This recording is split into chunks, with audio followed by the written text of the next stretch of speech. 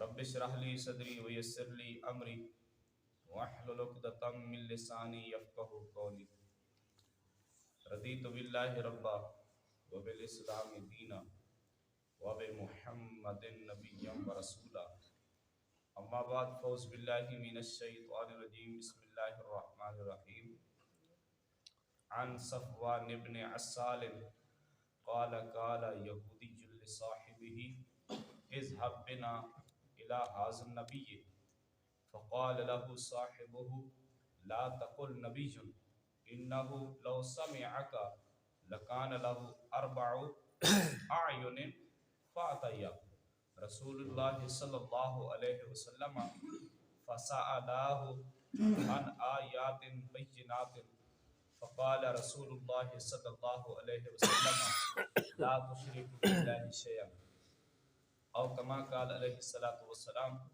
ان اللہ وملائکته یصلون علی النبی یا ایھا الذین آمنوا صلوا علیہ وسلموا تسلیما الصلاۃ والسلام علیک یا سیدی یا رسول اللہ الصلاۃ والسلام علیک یا سیدی یا حبیب اللہ الصلاۃ والسلام علیک یا سیدی یا رحمۃ للعالمین وعلی آلک واصحابک یا سیدی یا خاتم النبیین۔ عزیزان من، یہ حدیث پڑھنے سے پہلے آج جو ہے نا 4 جنوری ہے، یہ یوم عشق رسول کے طور پر منایا جاتا ہے۔ 4 جنوری 2011 کو اس دن غازی ملک ممتاز سنگھ قادری جو ہے انہوں نے اس شیطان تصیر کو واصل جہنم کیا تھا جس نے میرے آقا کریم علیہ السلام کی گستاخی کی تھی۔ تو انشاءاللہ العزیز آج مغرب کی نماز کے بعد ہم غازی ملک ممتاز سنگھ قادری کی یاد میں ایک محفل منعقد کریں گے اور اس میں غازی ملک ممتاز سنگھ قادری کی شان کو بیان کیا جائے گا۔ تشریف لائیے، اللہ رب العالمین دارین کے ساتھ نصیب مغرب کی نماز کے بعد۔ عزیزو، یہ حدیث حضرت صفوان ابن عسال سے روایت ہے۔ یہ صحابی رسول ہیں اور کوفہ سے نبی پاک علیہ الصلوۃ والسلام کے ساتھ 12 جنگوں میں یہ شریک رہے۔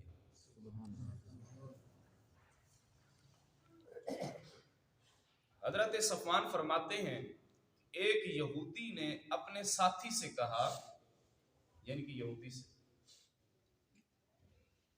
کہ آؤ مسلمانوں کے نبی کے پاس چلیں۔ اس کا ساتھی بولا انہیں نبی نہ کہو، لا تقل نبی جن، اس کو نبی نہ کہو۔ اس نے کہا وہ کیوں؟ اس نے کہا انہ لو سمعک لکان لہ 4 اعین، اگر اس نے یہ سن لیا کہ مجھے نبی کہتے ہیں تو پھر اس کی 4 آنکھیں ہو جائیں گی۔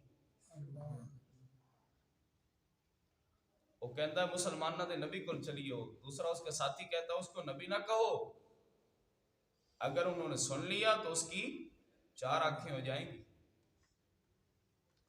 تو اس سے معلوم ہوتا ہے کہ یہ یہودی بھی میرے آقا کو نبی مانتے تھے۔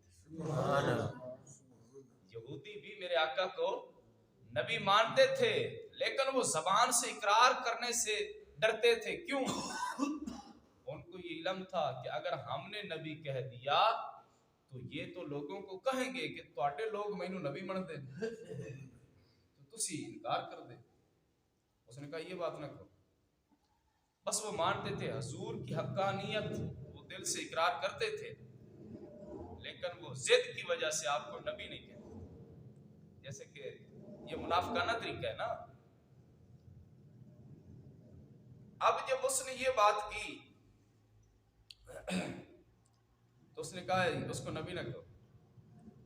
پھر دونوں چلتے ہوئے میرے آقا کی بارگاہ میں حاضر ہوئے۔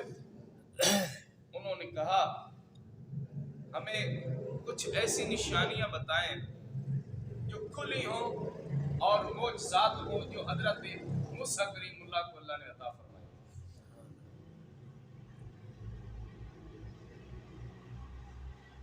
میرے آقا نے فرمایا اللہ کے ساتھ کسی کو شریک نہ کرو.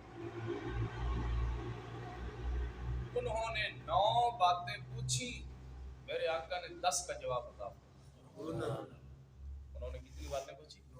9. میرے آقا نے 10 کا جواب بتا. سرکار نے فرمایا اللہ کے ساتھ کسی کو شریک نہ ٹھہراؤ. نمبر 2، یہ شریک کا مقصد اس لیے حضور نے فرمایا تھا کیونکہ یہودی مشرک تھے، پلید تھے، وہ شرک باللہ کرتے تھے. اس لیے حضور نے پہلی ضرب جو لگائی وہ یہی تھی کہ اللہ کے ساتھ کسی کو شریک نہ ٹھہراؤ. وجہ کیونکہ وہ حضرت عزیر علیہ السلام کو اللہ کا بیٹا کہتے ہیں. یہودی حضرت عزیر علیہ السلام کو اللہ کا بیٹا کہتے ہیں. قالت الیہود عزیر ابن اللہ. اللہ کا قرآن کہتا ہے کہ یہودی حضرت عزیر علیہ السلام کو اللہ کا بیٹا کہتے ہیں. تو بیٹا جو ہوتا ہے وہ باپ کا شریک ہوتا ہے. آپ نے پہلا یہ فرمایا کہ اللہ کے ساتھ کسی کو شریک نہ ٹھہراؤ.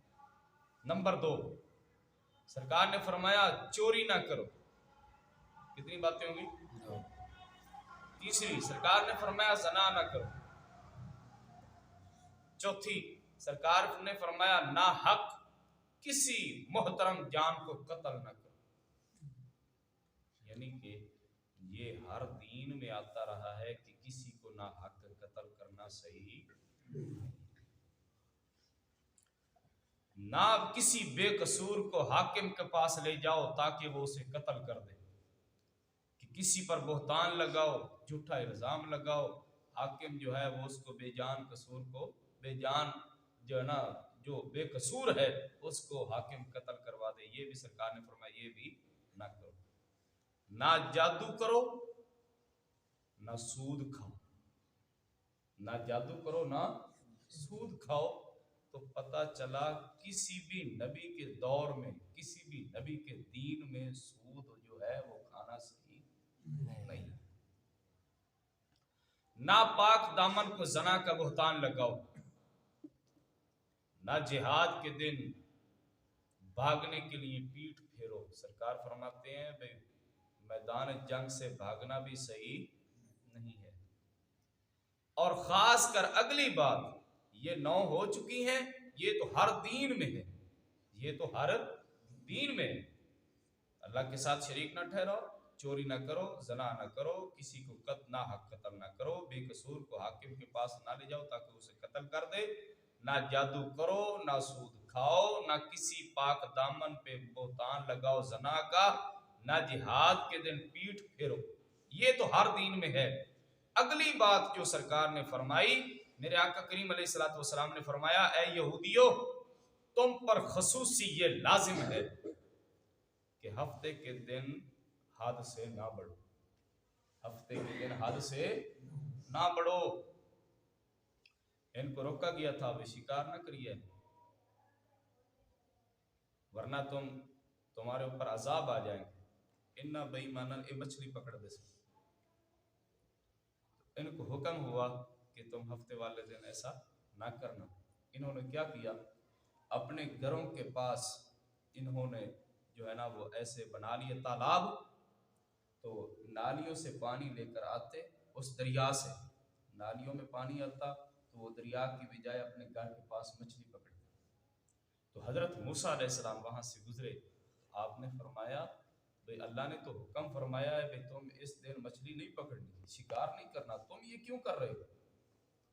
وہ کہنے لگے اللہ نے اتھو روکیا ایتھو تو نہیں نہ روکیا. بڑے بے ایمان اور ہیلے بہانے بڑے بنا دینا. وہ کہتے ہیں اتھو دریا تو روکا رب نے، ایتھو تو نہیں نہ روکیا سان، لہذا ہم اپنے گھر کے پاس پکڑ رہے ہیں، دریا سے تو نہیں نہ پکڑ رہے. تو اس وقت پھر جو ہے نا ان پہ بہت بڑے عذاب، جتنے عذاب بنی اسرائیل پہ آئے ہیں اتنے عذاب کسی قوم پہ نہیں. سرکار نے فرمایا ہفتے والے دن حد سے نہ بڑھو. اللہ اکبر. کہ اس دن شکار نہ کرو، یعنی ہفتے کو شکار نہ کرنا تمہاری تورات کا حکم ہے. یہ تمہارے لیے آیات بینات تھی، اب تورات منسوخ ہو چکی ہے، یہ حکم بھی منسوخ ہو چکا ہے. اب ہمارے لیے یہ حکم نہیں ہے, تورات منسوخ ہو گئی ہے, کیونکہ جب قرآن آ چکا ہے تو پھر پہلی بات جو ہے وہ ختم ہو چکی ہے. حضور علیہ السلام, اس سے یہ بھی معلوم ہوا کہ نبی کریم علیہ السلام آسمانی کتابوں سے واقف تھے, آسمانی کتابوں سے واقف تھے. اگلی بات سرکار نے فرمایا, راوی فرماتے ہیں تب ان دونوں یہودیوں نے, اور ساڈے عقیدے دی گل آ گئی, اب غور سے سننا, اب ان دونوں یہودیوں نے, مسلمان بھی نہیں ہے, کون ہے بولو تو صحیح یار, یہودی ہیں, انہوں نے کیا کیا, قال فقبل یدیہ ورجلہ, ان دونوں یہودیوں نے تیرے اور میرے آقا کریم علیہ السلام کے پاؤں کو بھی بوسہ دیا اور ہاتھوں کو بھی بوسہ دیا, سبحان اللہ, پاؤں کو بھی بوسہ دیا اور ہاتھوں کو بھی بوسہ دیا. اگر پاؤں چومنا یہ سجدہ ہوتا تو میرے آقا کریم ان کو روک نہ دیتے, بھئی یہ تسی کی کر رہے, اور مسلمان چومے تو شرک کا فتویٰ لگتا ہے, پاؤں چومے یا ہاتھ چومے, اب چوم رہے ہیں وہ نبی کریم کے, لیکن کلمہ بھی انہوں نے نہیں پڑھا.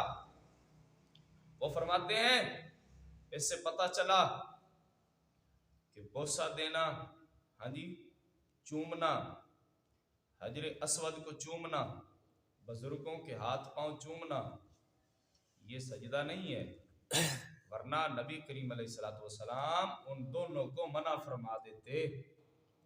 ہاں جی, خیال رہے قرآن کریم حجر اسود, بزرگوں کے ہاتھ پاؤں, والدین کے ہاتھ پاؤں چومنا ثواب ہے اور باعث برکت بھی ہے. بعض تو بزرگ تو اپنے مشائخ کے تبرکات بھی چومتے ہیں, یعنی کہ ان کی جو چیزیں ہوتی ہیں تبرکان ہوتی ہیں ان کو بھی چومتے ہیں. وہ فرماتے ہیں حضرت عبداللہ ابن عمر رضی اللہ عنہما نبی پاک علیہ السلام کے ممبر پہ جب بیٹھنے لگتے تو پہلے سرکار کے ممبر کو چومتے تھے, بعد میں بیٹھتے تھے. سرکار کے ممبر کو پہلے بوسہ دیتے, بعد میں اوپر بیٹھتے. اللہ اکبر. ہن جی اسی چوم لئیے مزار شریف نو یا چوکاٹھ نو, ہاں جی, وہ ممبر کس چیز کا بنا ہوا تھا, لکڑی کا بنا ہوا تھا. کس چیز کا تھا, وہ مائی نے ایک نے بنوا کے دیتا سی سرکار. اللہ اکبر. وہ لکڑی کا بنا ہوا تھا, اس کو صحابی رسول پہلے چومتے تھے, بعد میں اوپر بیٹھتے تھے. وہ تو شان بھی اس کی ورال ورا ہے, کھجور کا تنا تھا.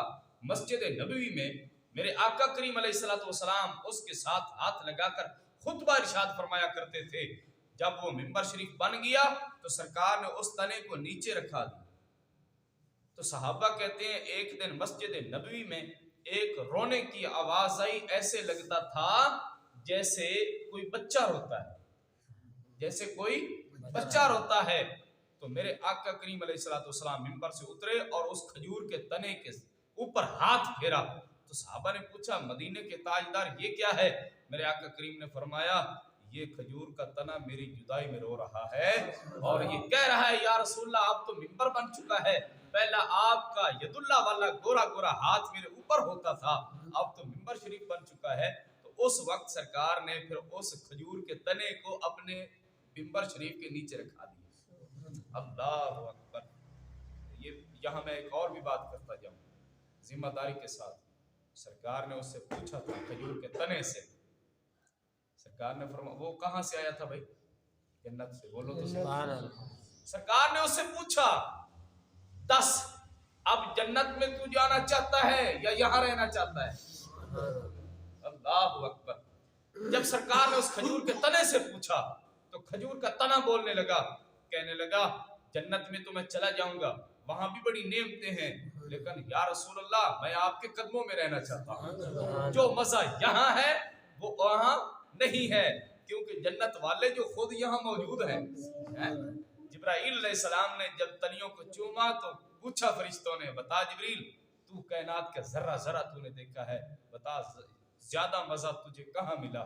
تو وہ کہتا ہے نہ جنت کی کلیوں میں دیکھا, مزہ جو محمد کی تلیوں میں دیکھا، ہر چیز سے بڑھ کر مزہ جو ہے وہ سرکار کے قدموں میں ہے۔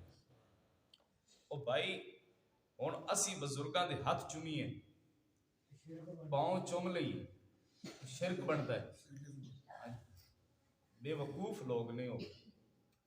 اب یہ دیکھو، یہ یہودی ہیں، مسلمان بھی نہیں ہے، کلمہ بھی نہیں پڑھا، یہودی نبی پاک علیہ الصلوۃ والسلام سے متاثر ہو رہے ہیں، بات سن کر میرے آقا کی باتیں نہ بھی سنتے، ان کے یہودیوں کے بہت بڑے عالم جو تھے، اس نے تو بغیر سوچے سمجھے، ہاں جی، اس نے تو مناظرہ کرنے آیا تھا سرکار کے ساتھ، کتابوں کی گٹھڑیاں لے کر بیٹھ گیا۔ جب وہ آیا تو اس نے حضور کا چہرہ دیکھا تو اس نے کتابیں رکھ دی، اس نے کہا کہ اس کا چہرہ ہی ہر سوال کا جواب ہے، بس آپ کا چہرہ ہی ہر سوال کا جواب ہے۔ اللہ اکبر کبیرہ۔